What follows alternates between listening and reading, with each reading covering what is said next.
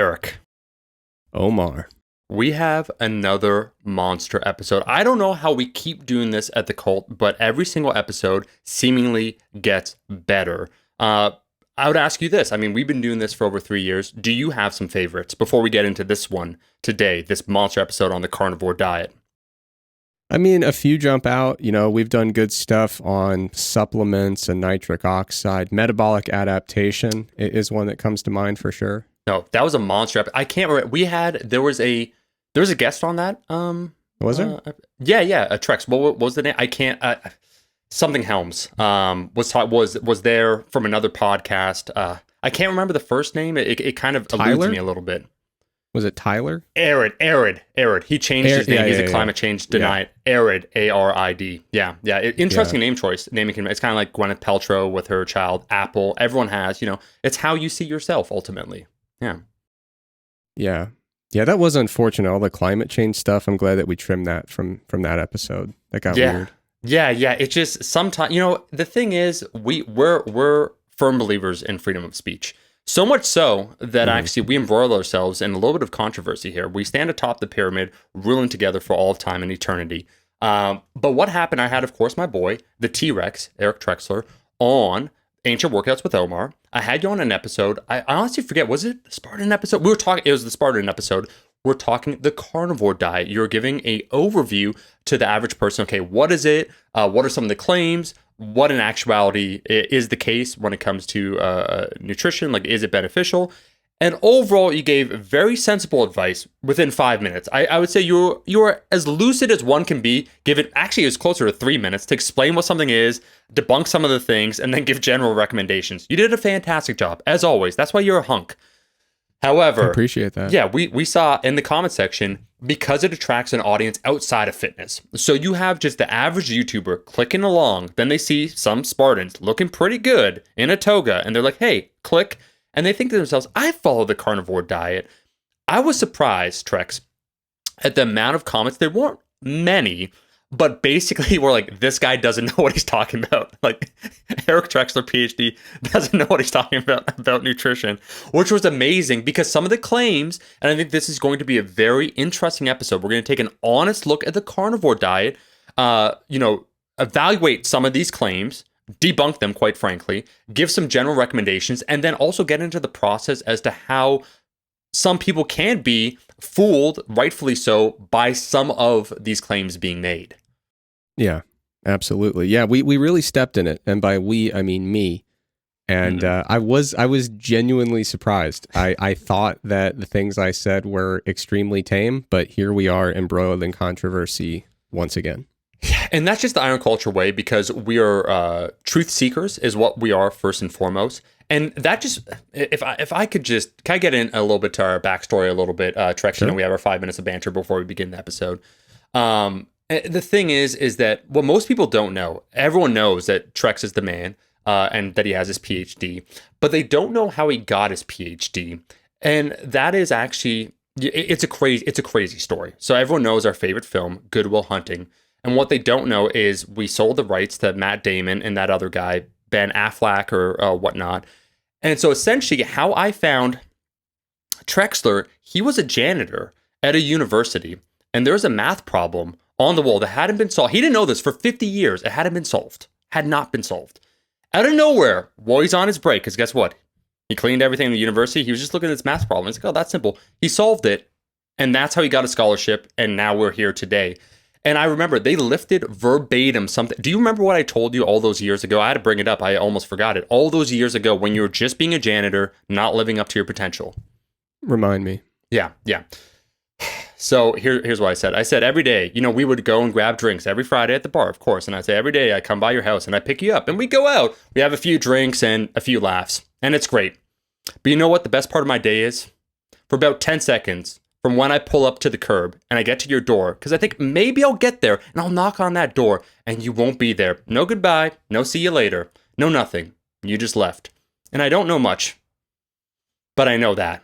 And that's when Eric, he decided to pursue his academic career again, got his PhD, and I was there. Do you remember that pivotal moment? I'm getting into our backstory because it is making me slightly emotional thinking about everything.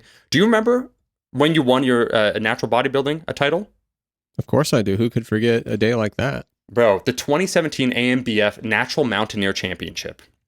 And I saw you there in all your glory, and I thought to myself, this is a hunk.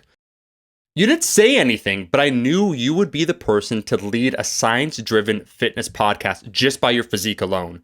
And it's been smooth sailing ever since. So for them to come at my boy, that's all I'm saying before we start the carnivore diet. If you come at the king, you best not miss. We're getting into it today.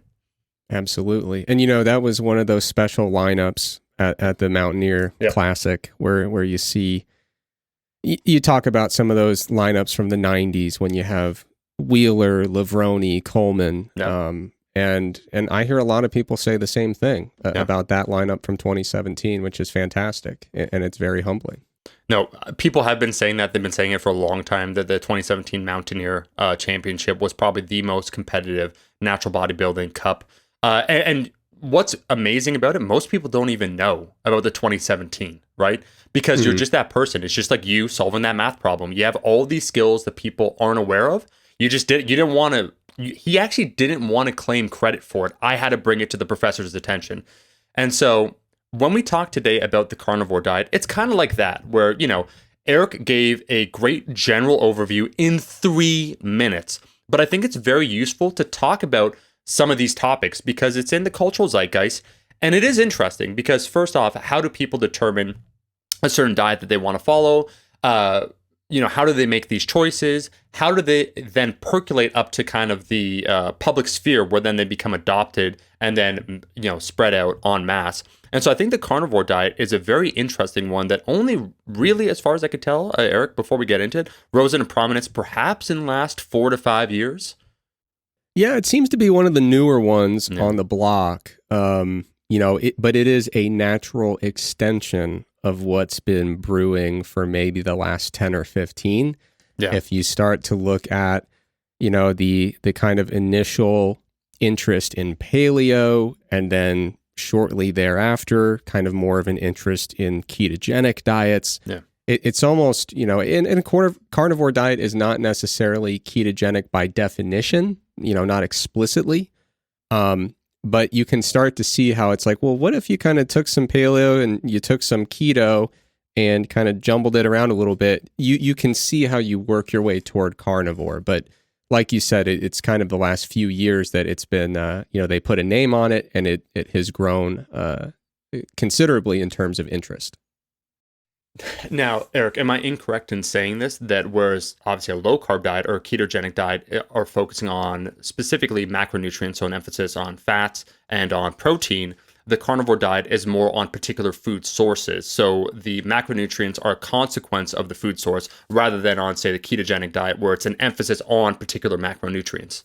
Yeah, that's correct. And that's kind of what I mean with that combination of the paleo being very focused on food source and kind of this like ancestral origin in terms of which food sources are okay. And then you combine that with, a very, exclusively kind of meat focused approach. And now it becomes more reminiscent of a ketogenic type of macronutrient profile.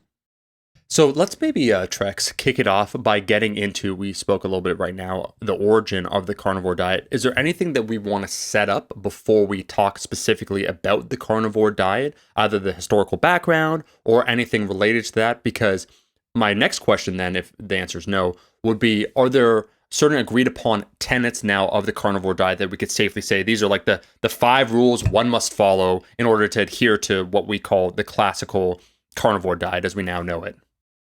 Yeah, I think there is some stuff that is universally agreed upon within the kind of different carnivore diet factions. And then there are some things that are argued about or contested or disputed, which does remind me, one of my first projects I ever did tiptoeing into the research world was on Paleolithic diets. And what was interesting were there was some ambiguity in terms of, hey, how do we approach potatoes on a paleo diet? White versus sweet. Are there different rules?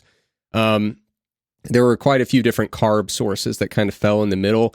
With carnivore, to define it, it kind of depends who you ask. in theory, it involves only eating animal-based food products. But then the question is, what exactly is an animal-based food product? So there's the stuff that pretty much everybody agrees upon, which is meat, which includes not just muscle tissue like we would typically consume I grew up eating, hamburgers and chicken breast and things like that. So eating, muscle tissue, but also organ meat is featured pretty prominently in a lot of carnivore diet circles. There's also seafood on top of that. Eggs, that's kind of the easy stuff. And then there's stuff that's debated. So an interesting, some people embrace dairy as part of a carnivore diet. Some people don't. Some people embrace honey as part of a carnivore diet, and some people don't. And that's actually also an interesting area where vegans are kind of split on that because of the contribution of bees to making the honey. So those are two interesting kind of like right on the fence kind of. And then there's also, I've seen some prominent carnivore folks who are just kind of going off script a little bit, and they're like adding in fruit and like rice and sometimes even root vegetables. And so it's kind of like, yeah, I'm on a carnivore diet. I eat a lot of meat plus dairy plus root vegetables plus fruit plus rice. And I'm like, so you just don't like vegetables? But yeah, so that I think the approach most people take is meat, seafood, and eggs being really the heart of a carnivore diet. And in many cases, exclusively what makes up the carnivore diet. Sure. No, I find it very, very interesting, Trexler, just as things evolve, so to speak. We spoke a little bit off air about this, but I'm aware several years ago, there was a heavy marketing push by many digital marketers for the ketogenic diet, and then how things morph over time. Because when you involve marketing to the conversation, to your point, maybe some of the biggest proponents of the carnivore diet or adherents, over time, you must not change your positions, but if you just advocate the exact same thing, so you're homeostatic with your recommendations every single year, it gets boring. So you'll probably tend to notice that some of the lead people, either you'll get more hardcore, so there's perhaps a narrowing of the focus, and even I would posit, I'd put forth that some of what evolved from maybe the ketogenic diet or other low carb dietary practices, the carnivore diet, was a natural consequence of people trying to first separate themselves from a marketing standpoint, and then also see, okay, how's the audience responding? What are some of the things I'm saying, some of the claims? Let me adjust from there. And to your point, something I find very funny is just the disdain with which vegetables, which before the carnivore diet, I guess, would be kind of universally seen as a net good in any other diet, any other dietary format would be seen as a net good, undeniably so. But I think probably the most radical position that's interesting to me about the carnivore diet is just the venom directed, the vitriol towards, like vegetables, where they talk about the anti-nutrient. And we'll get into all the claims, but I think that if something is what's being brought new to the table, it's an emphasis on certain things, an overemphasis now, and then a de-emphasis on things that classically were accepted for, all of human history. Yeah, no, it definitely kind of baked into the perspective is a very contrarian approach to nutrition. So it's about, those things everybody said you shouldn't be having, even though they're really enjoyable. What if that's actually very good? And then the things that everyone says you should have that maybe aren't quite as enjoyable, what if actually you don't need to be doing all that? So it's a pretty nice thing to be selling people. It's like, hey man, turns out cheesecake, superfood. Do you like what I'm putting out? And then people are like, yeah, that sounds great.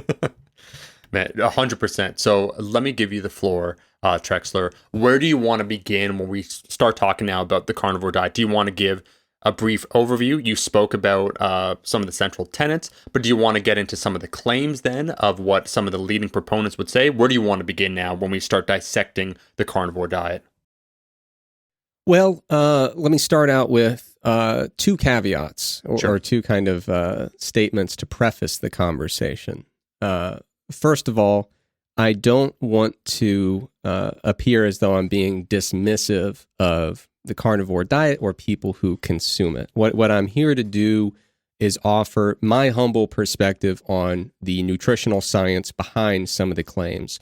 So, if you are currently consuming a carnivore diet because you've seen compelling arguments made on its behalf, I don't hold that against you. I have seen, a lot of arguments being made for the carnivore diet that on the surface appear to be quite compelling. So there's nothing dismissive here. It's all good vibes.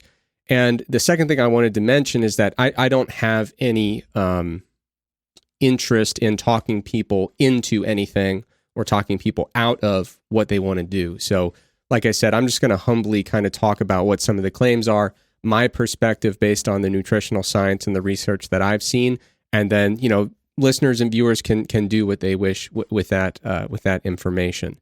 So I was just reading today from this book, great book, Essential Writings of Thich Nhat Hanh.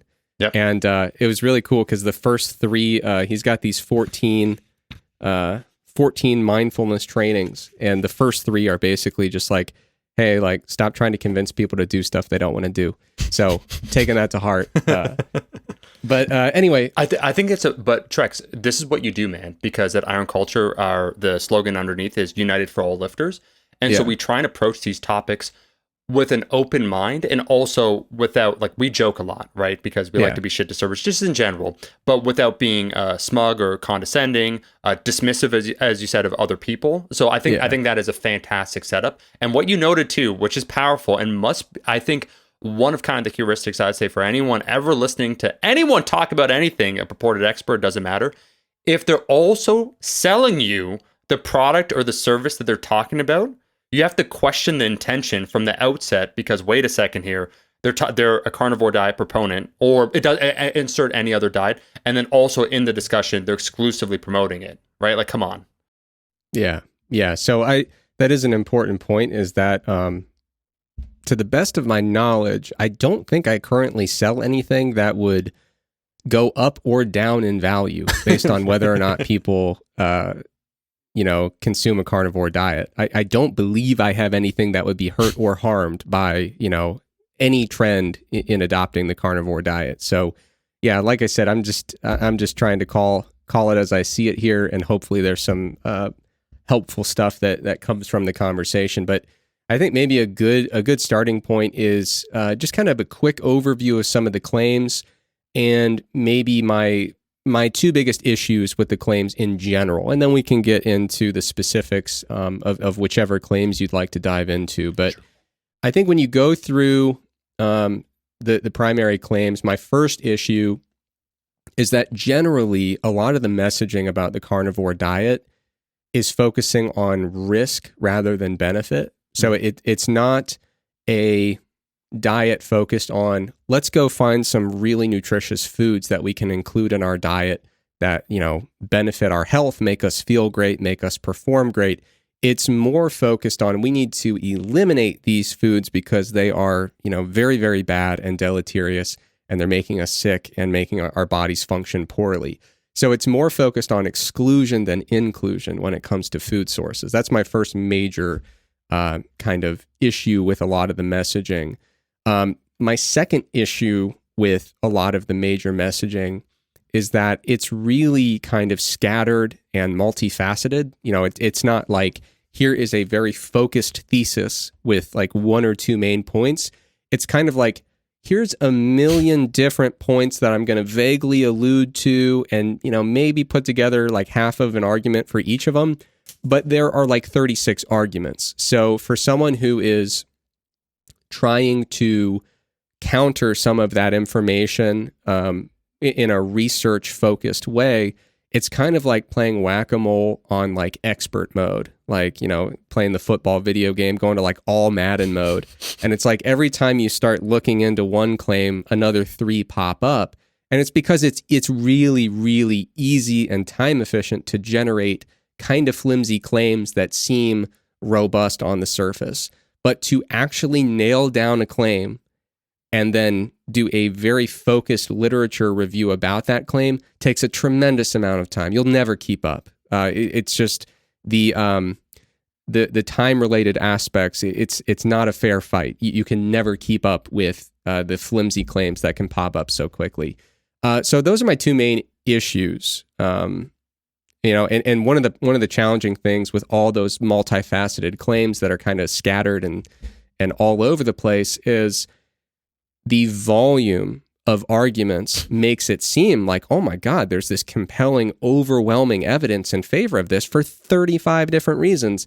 And it also allows you to accomplish some really aggressive goalpost shifting. So once someone does put in the effort to nail down a claim and kind of really robustly show why it's not compatible with the evidence, you can just say, okay, fine, but what about this? And all of a sudden it's shifted. So in terms of the specific claims that get the most attention, one is that plants are generally toxic. That there are a lot of plants who create these toxins largely as defense mechanisms that when we eat them in quantities that show up in the human diet, in the way we prepare these foods, these toxins are going to harm us. Another claim that's kind of related to that is that plants contain anti-nutrients and that they are making it difficult for us to absorb the micronutrients that we need to be healthy and function well. Another claim is that, some people claim that fiber's kind of overrated, but other people take that a little bit further and start to claim that fiber is actually, in a way, a bit harmful or deleterious. There are a lot of claims about how terrible fructose is, and that's not new. There have been a lot of diets in the past that have really demonized fructose. One that's really caught on is that seed oils or vegetable oils are very, very deleterious, and that they promote atherosclerosis, they promote heart disease, that they promote extreme levels of inflammation and oxidative stress, and that this is promoting a number of negative outcomes. So those are kind of the main points. There are some positive aspects that I would concede on the front end about the carnivore diet. I'd be happy to talk about those if you want, or we can dive into some of the main points made by proponents. Wow. So you know what? Let's steel man the carnivore diet and talk about the positive aspects, because I think all those claims, and I must say, well, you don't have a personal stake in this. I have built my reputation in a 2011 video when someone said, it was during the If It Fits Your Macros heyday, and someone said, hey man, like whatever, I'm eating Pop-Tart, this, that. Should I even eat vegetables, right? Because I could get my macros from everything else. And I did say in a video, and it kind of became a meme, I said, eat your it was like a 16-year-old kid asking questions. So I said, eat your vegetables, eat your fucking vegetables. So I sound like a shill now for big corn. You know what I mean? For like big broccoli here. So I should disclose before we go on. We'll go to those claims. They're all interesting. And to your point, Trex, I could see for yourself actually trying to do like all the research and look at these claims where there's a lot of goalpost shifting. And then due to the high volume of it, it's like, okay, if you want me to really dissect each of these, it's going to take a hot minute here. You're going to move on to another. You're going to concede that one. And so what? I'm now on claim number 35. So you immediately see it's more a tactic than an honest presentation of supposed benefits of a diet. It's more like it's like a defense mechanism to insulate, I think, an ideology rather than a robust kind of cohesive framework of a nutrition guideline. It sounds like. Yeah. I think if you were a cynical individual, which I certainly am not, but you certainly sound like one. If you were cynical, you might suggest that the widespread high volume approach to defending the diet is a very intentional tactic to say like, well, here's a whole network of ideas, and some of which aren't even really interconnected with the others, so that, when you attack one, I'll just lean into the other ones. And when you finally get around to that, I'll find other stuff to kind of shift back into the older ones.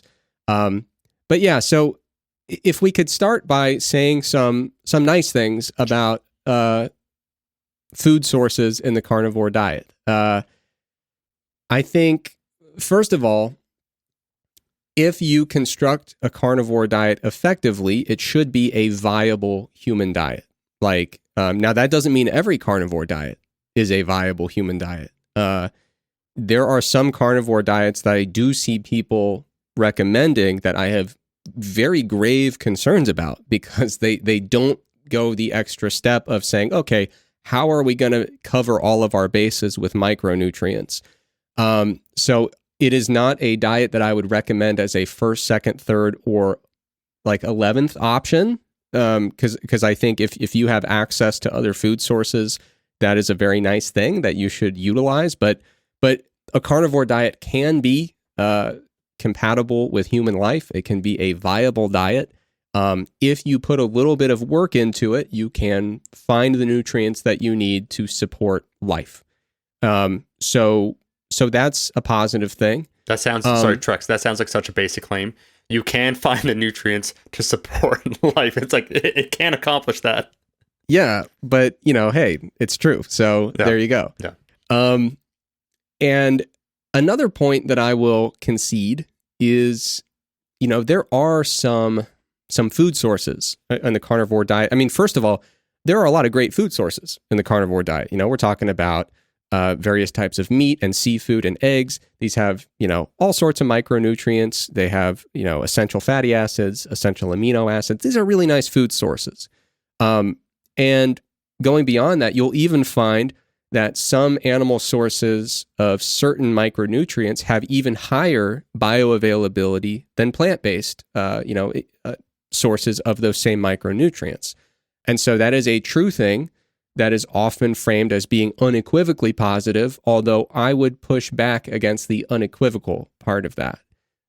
Sometimes with animal sources of certain nutrients, you have to also be mindful of making sure that you're not over-consuming them, because that bioavailability can be so great that you can accumulate, a lot of these micronutrients in tissues more so than you would want. And, with micronutrients, we want to get enough, but not too much.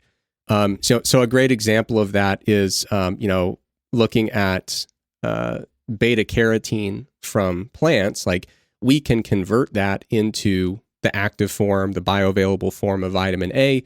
We can do that conversion when we need to, but it's also limited, right? So you're not going to eat a ton of beta carotene and end up in a situation where you have, vitamin A toxicity symptoms.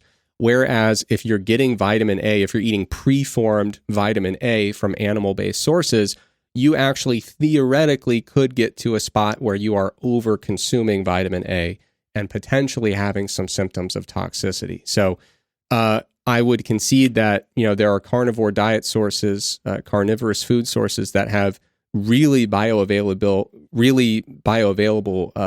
sources of different vitamins, but that's not always necessarily an ideal thing. It can be great, but it can also, if overconsumed, it can backfire a little bit. So the thing is, diets are complicated. So it's hard to look at a single food source or a single diet and say that is all bad, right? The carnivore diet has, some positive aspects in the sense that it encourages, like I said, the consumption of a lot of essential amino acids, a lot of essential fatty acids. It has made people more aware of different types of organ meats that they might consume. Whether or not that's a good thing is, in the eye of the beholder. But yeah, so I don't want to make it seem like everything about carnivorous food sources is all terrible. That wouldn't be the case. But as we'll get into when we talk about some of the claims, I kind of question the benefit of excluding so many really nutritious food sources and food groups. I also question sometimes when people promote the carnivore diet, they take this like ancestral route and they talk about how this is how we're like designed to eat. If you look at, hunter-gatherer societies of past and present, and I would push back really hard against that particular line of logic. So as we go through some of the claims, we find that they're generally contradicted by the research that's available, and even kind of the basic concept of why we ought to eat this way, I think is fundamentally quite flawed. Man, I cannot wait till we get to the appeal to nature fallacy to talk about that, because I think that is a nuanced conversation. I will say just quickly, it is funny to me where some of the things they'll bring up, it's like when a wolf hunts an animal, the first thing they eat, the organ meat. It's like, back in the day, it's like when we would hunt, the first, it's like, no, that's like, sure, like absolutely fine, fair enough. Do you know how often you'd be actually catching, let's say like a wild boar or any of these things? Like you see some of the top shills for the carnivore diet, where the concentration, to your point, Trexler, of these extremely high quality, either organ meats or whatnot, the availability that they're recommending, and even conceivably, if let's suppose that's how hunter-gatherers, which we'll get to later on, how they ate. It's like, do you think they actually had access to that frequency? It's like, by all reports and all archaeological evidence that we have, it's like they were starving for most of the time. They weren't. It's not like, oh, let me go down to the local Costco's here and just pick up some fresh liver to have for dinner tonight.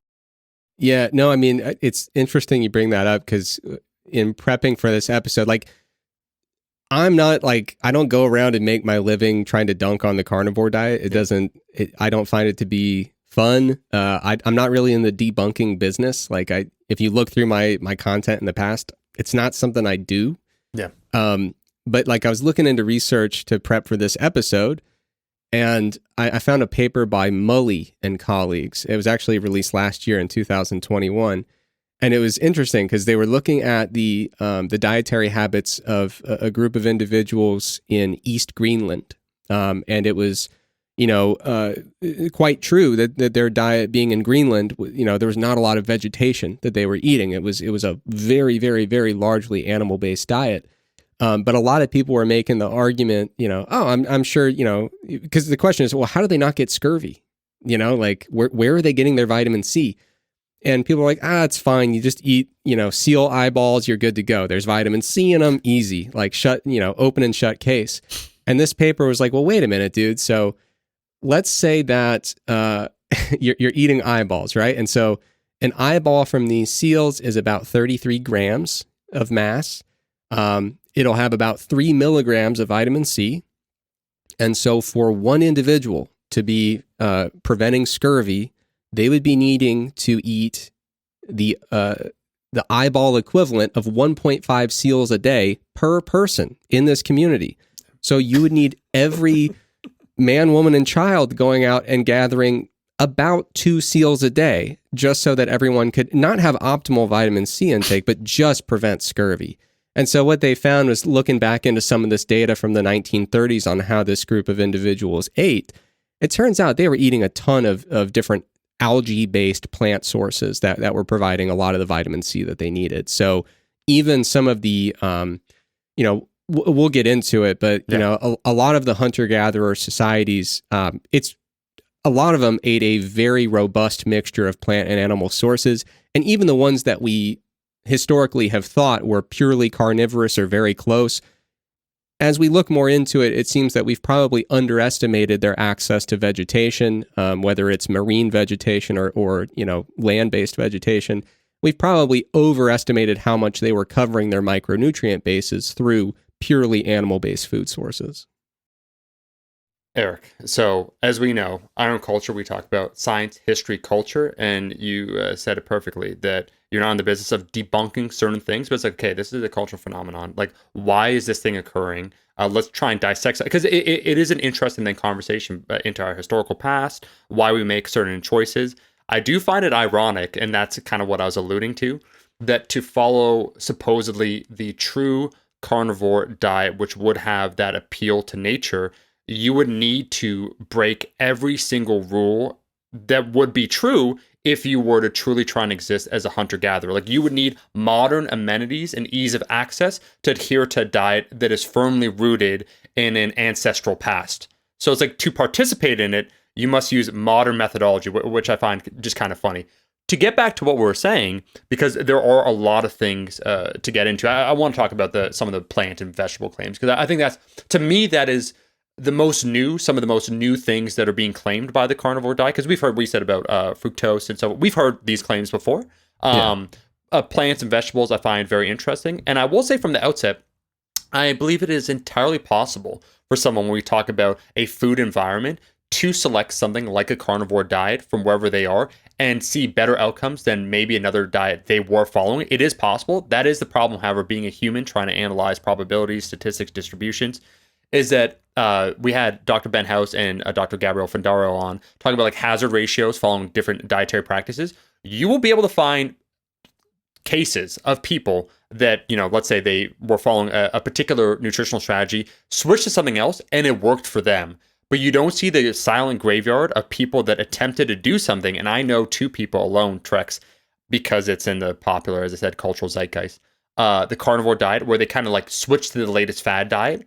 And I would say their overall nutrition adherence, dietary adherence, has gotten weaker and weaker over time. And there's certain dietary practices that are more deleterious, to your point, for them to adhere to. But so it's just interesting always to keep that in mind when you're having an open-ended conversation. You're talking to 100% of the population, that there probably will be the 2 to 3%. Like it quite possibly changed their life in a positive way. And like, well, wait a minute, what about me? It's like that is entirely possible. So I do think it's interesting, especially when you're talking now the asymmetry of discourse that existed before. Let's say in media, like if a news outlet's reporting on something, if you want to complain, what do? I suppose you write to them, some such thing. Here, like when Trex was on the History Channel with me, when someone like disagreed, they just say it right down below you. So there's like a one-to-one interaction. So you will hear a wide diversity of opinions more readily, I think, in the 2021 environment. Yeah. And I mean, you bring up a great point, which is that when people share their experience of like, I adopted a carnivore diet and it elicited the following changes. One of the things we rarely think about was, what was the diet immediately preceding the adoption of this carnivore diet? And I can think of the permutations of putting a diet together are virtually endless. Yep. And so I have no doubt that there are people out there who, despite the shortcomings of the carnivore diet, were eating a crappier diet before they adopted the carnivore diet, or they were maybe consuming food sources that like they were allergic to, or they had really severe issues consuming those food sources, or maybe they were eating such a atypical diet that they actually had some subclinical or even clinical nutrient deficiencies that they were now seeking out food sources to rectify. So I don't dispute the possibility, and just, based on how probability works, I'm sure some people did have a net improvement when they adopted the carnivore diet, but I would expect and kind of hope, honestly, that people are eating diets that are adequate enough and nutritious enough that they are not experiencing major upgrades when they shift to a carnivorous diet. I think most people are getting enough micronutrient coverage and everything they need from their diet. I think they're doing just fine, and in most cases, switching to a carnivorous diet is going to be a net negative change. Yeah. So, sorry, Trex, let's get back then to some of these claims, and let's once again try and steel man. The vegetable one is the one I find hardest to even follow the logic train, just because it goes contrary to so many basic principles. Can you first elucidate the audience on, what are some of these claims? What is this logic train that they're saying? And then start to disarm it piece by piece. So give like the best possible argument, perhaps, about the anti-nutrients or vegetables in general and plants. Yeah, so a common argument is it's kind of twofold. There's the one which is that plants in many cases do produce toxins that our body doesn't agree with, and sometimes it's presented as very scary language, right? So it's not just like, you should watch out for these particular compounds. It's like these plants are creating, these biological agents of warfare to murder the things that prey upon them. And if you eat these, you now become the prey of these caustic biological agents. And you are making yourself susceptible to this poisoning. Now, that's not, in my opinion, a great line of it's purely logic based. It's never, hey, look at this outcome in human trials, like deleterious health effects of people who ate this plant. in the way it's normally prepared in amounts that would normally be consumed in a typical diet. It's never presented that way. It's really never even presented that I've seen looking at epidemiological outcomes, and look at the population, and people who eat these plants over time have worse outcomes in terms of insert, whatever health issue is most pertinent to you. It's always just kind of this vague concept of these plants produce these to harm things that eat them, and you are eating them. But as we know, harm is species specific when it comes to these types of compounds. So if I were to tell you that yesterday in the morning I ate a caustic toxin produced by plants to kill stuff that eats them, and then I also consumed something similar at lunch, that might sound like a really bad plan. But in reality, what that might describe is I woke up and I had some tea in the morning with caffeine. And then in the afternoon, I had a lunch with a little bit of spicy food, and I had some capsaicin in there. I mean, these are the types of things that plants make to deter predators from eating them. It's the stuff that makes our food spicy. It's the caffeine that gives our coffee a kick in the morning. These are not scary things. And we know with great certainty, based on longitudinal trials and epidemiological evidence, that in those two cases, these things do not harm us. And the things that do harm us, we figured out. We don't eat that shit anymore. We don't do it. And so the toxin part, that's the, and for an example for lifters, this is kind of interesting. One toxin I can think of, a plant creates a particular compound, and then insects come and eat it. And this is like really intense biology stuff. But the insects that eat it, they start molting because of this biological compound produced by the plant. And so, like, dude, it's catastrophic to the insects that are eating this plant. I mean, they basically disintegrate and die via poisoning. That's turkesterone, dude. That's what that is. I mean, turkesterone, it falls under the category of these phytoecdysteroids that we are interested in them as lifters to varying degrees, might be interested in them for, potential anabolic purposes. But phytoecdysteroids, many of them are created for the sole purpose of killing the insects that would otherwise eat that plant. Okay, so the toxins thing is, you can put together a narrative that sounds quite compelling, but when you look into what are examples of some of these, they really don't look that bad. And in fact, the epidemiological evidence would suggest for something like coffee or tea, which contains, one such toxin, outcomes are great. They're not just neutral. They're pretty good. Now, when it comes to anti-nutrients, this is a much more compelling argument, for the carnivore diet. Anti-nutrients are real. These are compounds largely found in plant-based foods that, to some extent, interfere with either the absorption or the bioavailability of micronutrients in that food. And there are many examples of them, and, they are real. Anti-nutrients do exist, and they should be considered when you are putting together a diet. You want to make sure, if you're getting all of a particular micronutrient from a food source that contains an anti-nutrient that severely interferes with the absorption of that micronutrient, that's probably a bad plan. That's not how you want to formulate your diet. These anti-nutrients, like I said, they do exist. They can interfere with the bioavailability and the absorption of a variety of different micronutrients, but it's not as bad as it seems.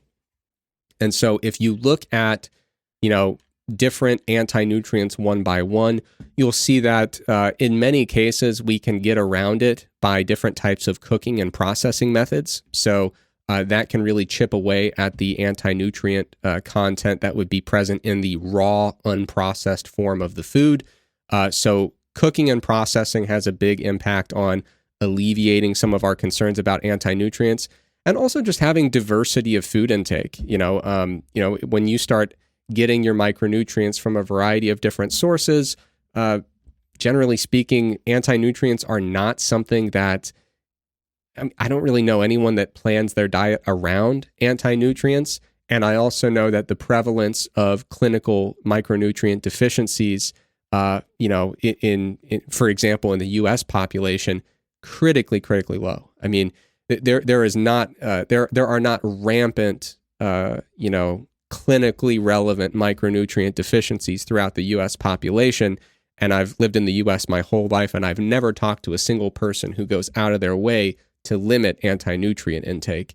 And so there's a lot of speculation about why we're so good at meeting our dietary needs for micronutrients in the presence of a diet that has plenty of anti-nutrients there. I've seen some speculation that we might potentially, I was reading one article suggesting that we might adapt to the presence of these anti-nutrients and become more efficient at the absorption and retention of certain micronutrients, such that we can get away with, we can accommodate some of those anti-nutrient-based losses and still make do. But the anti-nutrient conversation, like I said, anti-nutrients are real. They exist. They are physiologically relevant in some cases, but generally speaking, people on omnivorous diets don't seem to be suffering any ill consequence from having a diet that is actually quite high in anti-nutrients. And again, if you want to talk about, what kind of things have anti-nutrients, tea and coffee, also examples of things that have plenty of anti-nutrients. Just about every vegetable that has ever been positively associated with every health outcome, lower cardiovascular disease, lower diabetes, lower stroke risk, lower blood pressure, lower mortality rate. The types of foods that we see that have those types of really pronounced positive health impacts also tend to have anti-nutrients. So it seems like a non-problem, depending on, just the surface level interpretation, and then looking deeper at how the potential downsides of anti-nutrients are mitigated by cooking and processing. It's just not a big deal. No, Trex, I mean, for the average person kind of observing, living here, either in the United States or Canada or much of the rest of the world, and they see kind of either the obesity epidemic or various health issues that are occurring throughout the populations, and they're trying to basically determine like a root cause, just as like a citizen down on the ground observing these things. And so there always is a demonizing of either a particular macronutrient over time or a dietary practice. It's not surprising, therefore, to me that some of the claims, either to entice people to listen, a fear tactic, so you're hyperbolic to your point when you talk about the toxicity within, about like either caffeine or any of these things that, plants produce. You better watch out. Like this is actually, you want to know what has been harming you or ailing you this whole time. It's not, an overconsumption of calories, a lack of like a sedentary lifestyle, like all these big bucket items that we could identify that would generally improve all health markers. It's like, it's this thing that you hadn't considered before. And the reoccurring trend that I actually see from other aspects of fitness, and also, if we're being honest, kind of society as a whole, the public discourse, is kind of rooted in almost like a contrarian position. So you say something that sounds true enough, or it sounds different. Sorry, I should say it sounds different enough from what is a commonly accepted truth. So let's say talking about plants, talking about vegetables. Let's be honest, if we look at the psychology of it, everyone kind of hate, like the taste, like no one thinks to themselves, oh man, I'm eating for dinner tonight, Trex, some Brussels sprouts. It's going to be delicious. So you're already preying upon kind of something that people generally don't like, that they've never considered probably before in their nutrition program as potentially being harmful to them. And then when you find out the thing you like the least is probably something that is harmful to you, like in quotations, man, what a revelation that must sound. It's confirming basically some hidden thoughts amongst the populace. So I would want to just kick it back to you when you spoke about the idea of, no one really being truly concerned of anti-nutrients. The average human living in the United States, as an example, having adequate, they're not woefully deficient in some of these micronutrients. If we follow the logic train of the second one, because I think you did a good job at debunking the idea, like these toxins that are like destroying us or whatnot, or like even the molten what you said with the insects. What would be some of the negative purported consequences then of these anti-nutrients in the diet? Like what are they saying? So toxins, like they're going to kill you, cool. Like I got your story, like anti-nutrients. What does that claim? Like, what is it by us supposedly consuming these vegetables? What are the negative health consequences? Yeah, I mean, to my knowledge, the arguments I've seen about anti-nutrients are basically like, listen, you think that you're consuming all these vitamins and minerals that you need, but you're consuming them from plant sources that are blocking them from being absorbed. So basically, it's suggesting that you essentially have a malabsorption issue. And even though if you went on, MyFitnessPal or whatever and said, oh, yeah, look at all these micronutrients, or even something like MacroFactor, if you were into that kind of thing, you look at all the micronutrients and say, I'm eating all the micronutrients I need. But the question that they would ask, carnivore proponents is, yeah, you're consuming that, but are you absorbing all that? Yeah. And so that's why, and I don't want to act like, because like I said, anti-nutrients exist. Most people don't have to be concerned about them. But if you are concerned, if you think that you have some kind of micronutrient deficiency, there's a very straightforward mechanism for troubleshooting that. If you have the opportunity to get some blood tests done, look at your levels of whatever nutrient you're concerned about. If you do have a clinical or subclinical deficiency, then the question is two things. Is it possible that you're just not consuming it, or are you consuming it and not absorbing it to an adequate amount? And so, like, for example, let's say that you were suffering symptoms of anemia and it seemed like you might have low iron levels. And then you go to the doctor, get your iron levels checked, and what do you know? They are a little bit low. And then you look at your diet and you say, well, wait a minute, I'm consuming plenty of iron. Then you might want to say, hey, am I consuming, you just do a quick little Google search, hey, iron anti-nutrients. Am I consuming something that might be blocking the absorption of iron? Usually, it's a very straightforward solution there, where I think most of the time, if you go in and you have symptoms of anemia related to low iron and your iron levels are low, they're probably going to give you an iron supplement and it'll probably sort you out. But, what I find counterproductive is this idea of like, maybe I have a problem that I can't notice, and rather than trying to do diagnostic tests to, kind of alleviate my concerns, I'm going to jump to the most radical treatment solution I can think of that no doctor would ever recommend, right? So it's saying, I think there could be this problem. I have no symptoms. I have no reason to believe that I'm suffering from this problem, but it could still theoretically be there, and therefore I'm going to radically shift my dietary pattern just in case. And in the process of eliminating anti-nutrients, I'm also eliminating so many food sources that are positively correlated with a wide range of positive health outcomes. So it is a net negative shift in dietary pattern to alleviate a problem that, based on probabilities, you probably don't have. Eric, very well said. The next one we're going to talk about would be the cholesterol claims, just in one quick second, because we're talking about taking a snapshot, getting some blood work, because I want to get in that whole claim, like I take like my LDL and whatnot, and it's actually fantastic. Like, how can you say this is potentially a harmful diet?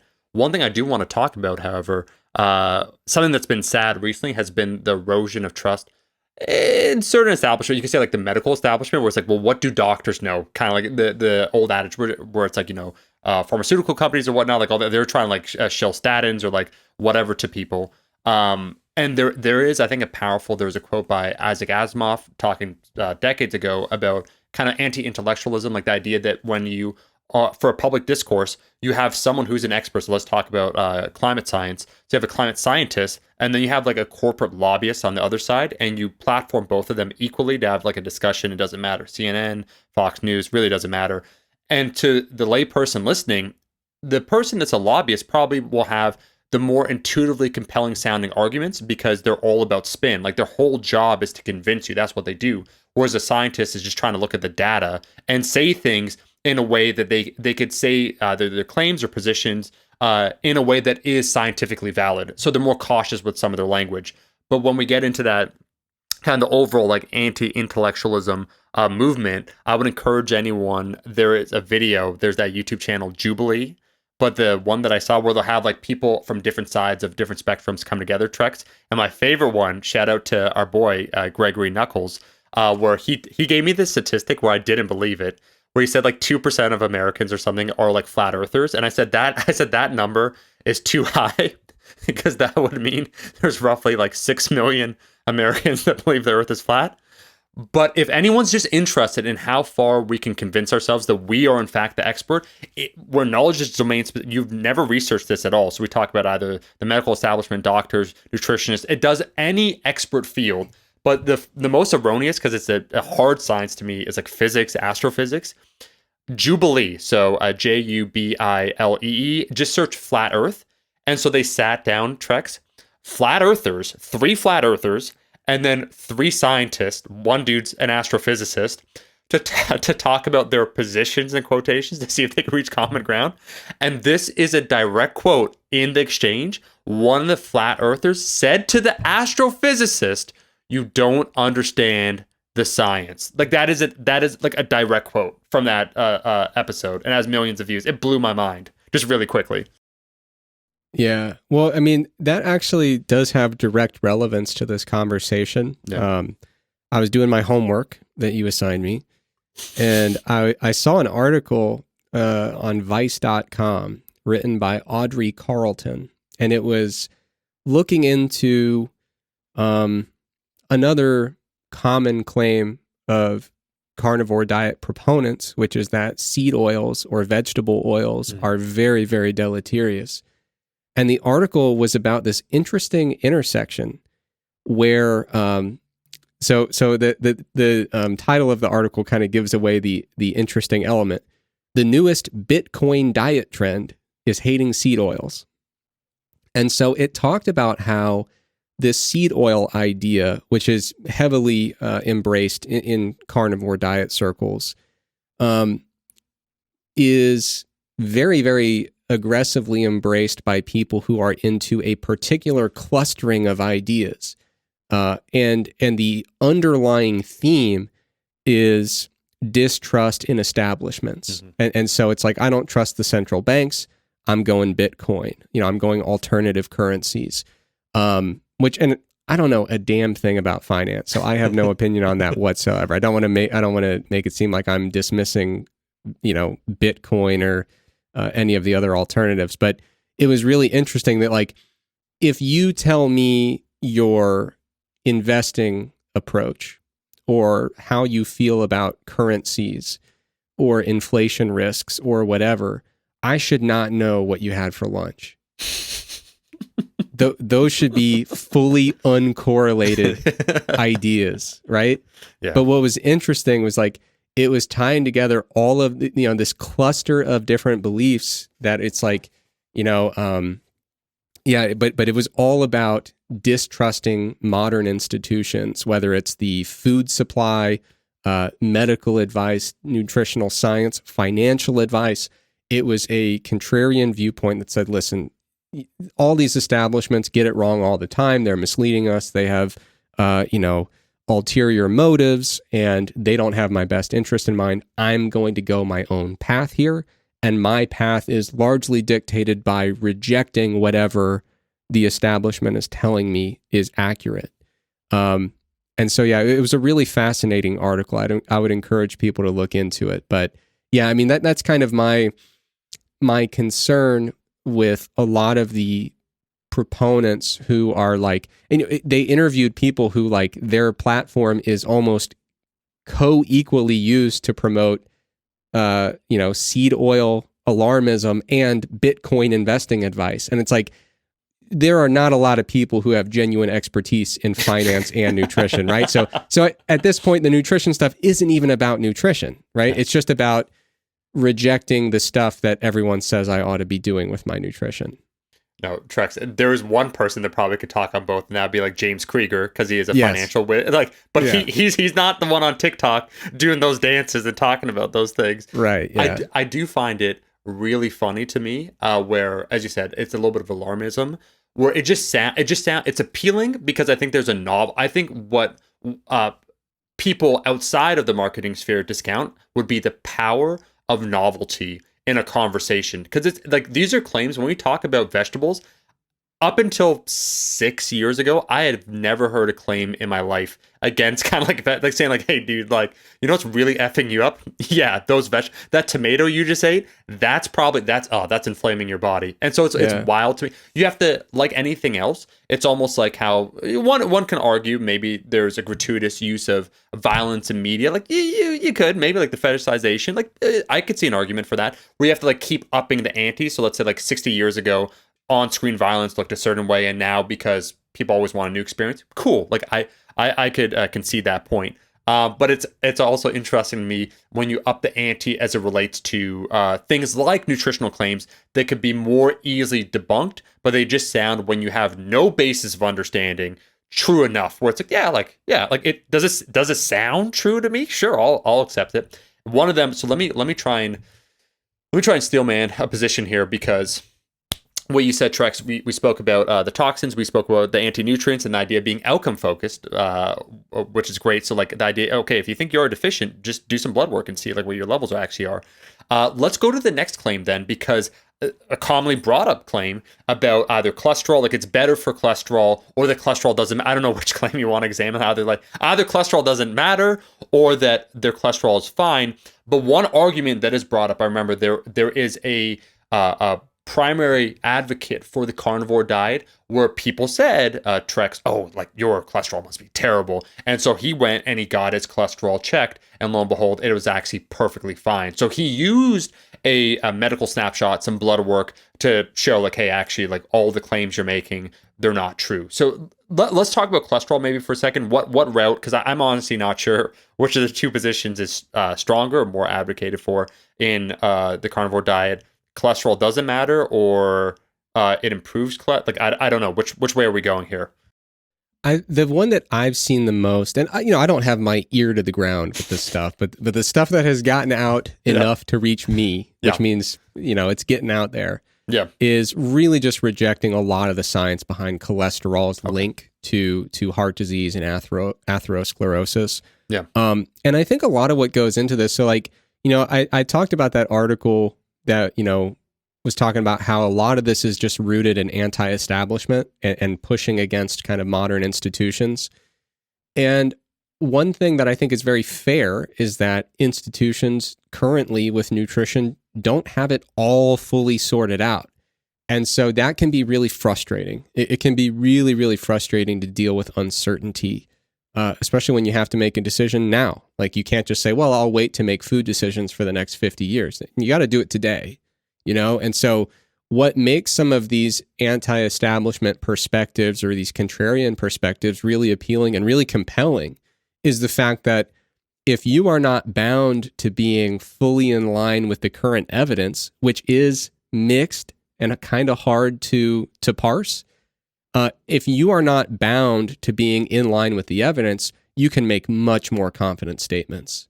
You can kind of construct a narrative from beginning to end that is cohesive and, puts all the pieces together. Some of those might not be true, which is kind of a big detail, but you can at least put together a narrative start to finish that has no caveats and no complications, because you are not encumbered by the responsibility to be in line with a body of research that has contradictions and complications and nuance.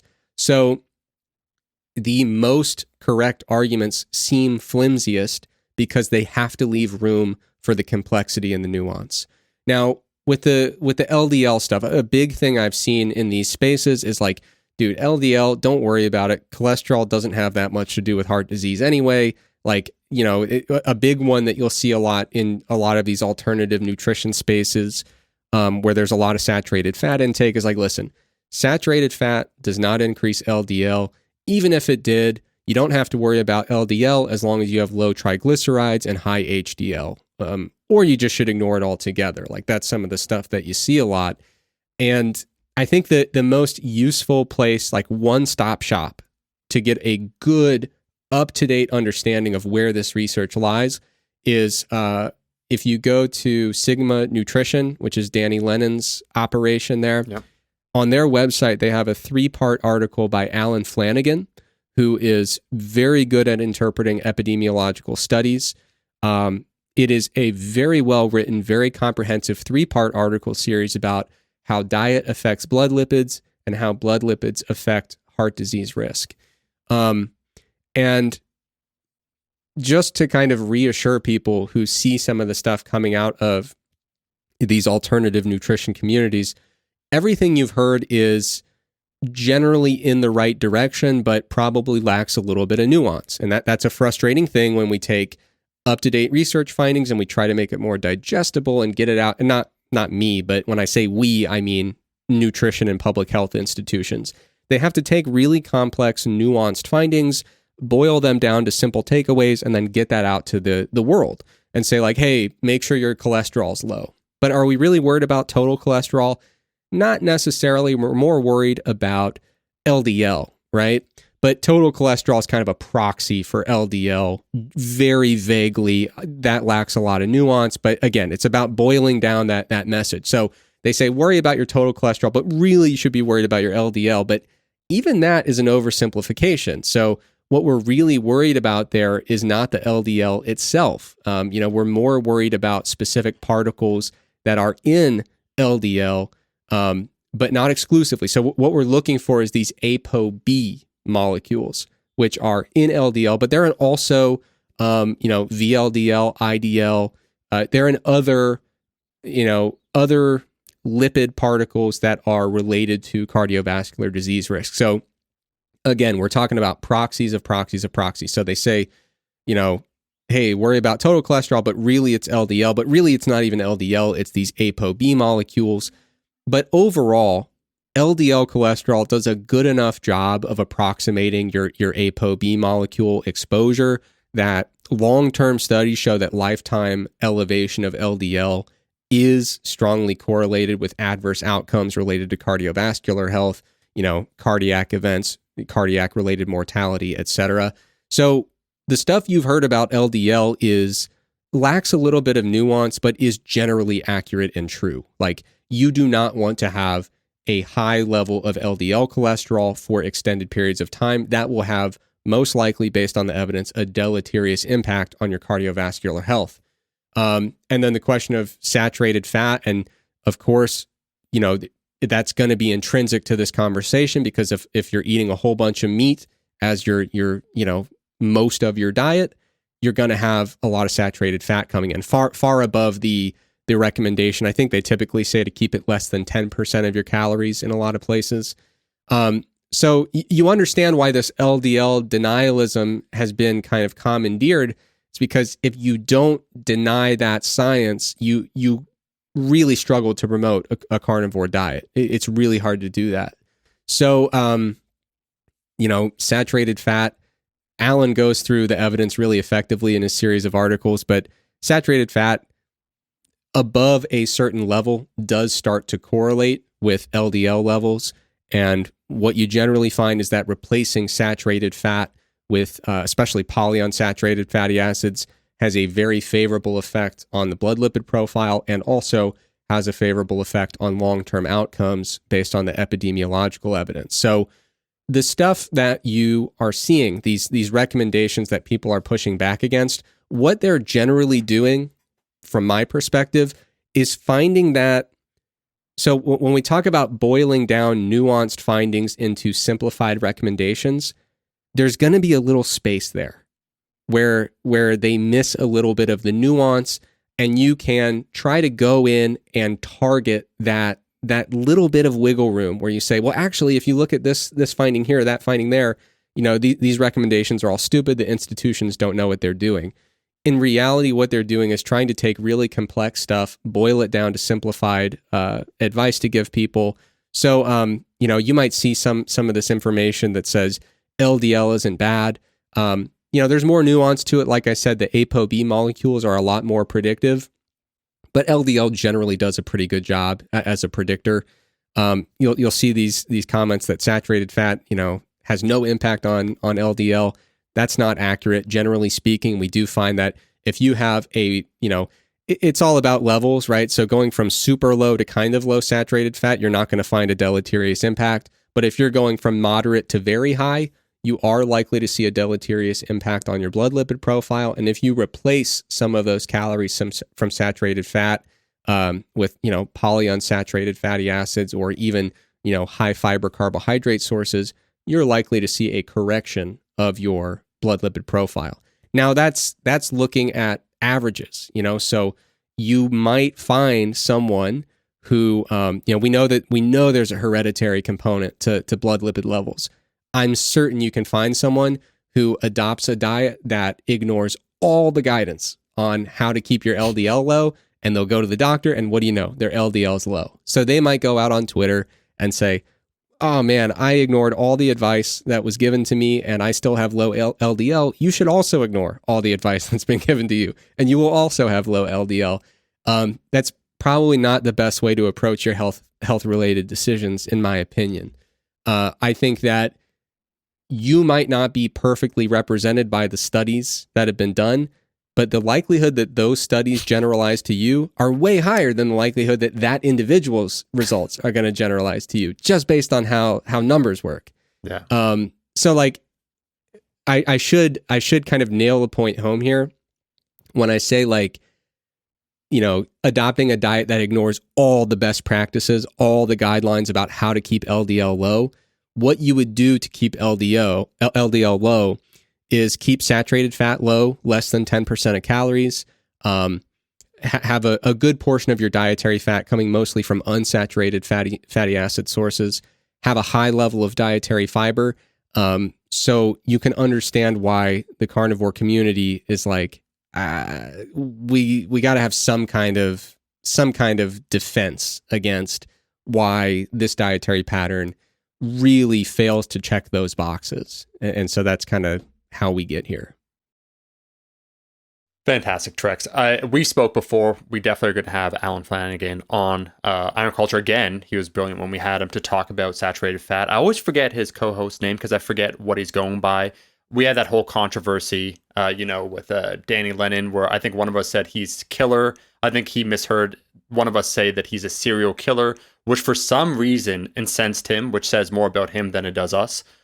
Really, because we really were just flew off the handle there. Man, Scary. I think we said with a murderous rage almost in his eye, it looked like, it was just interesting because we were saying he had killer content.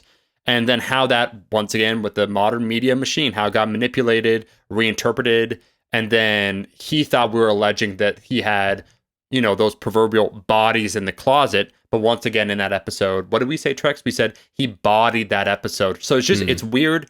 It's weird how defensive he got. And to quote Shakespeare, methinks the lady doth protest too much, right? Like it is a potential possibility, but very good points. I do want to say, just in the discussion related to saturated fats, I really like how you said the idea that these recommendations, which are for the general population, were more closely aligned to what you should be following than Bob the outlier on Twitter, despite all best practices, is getting better results.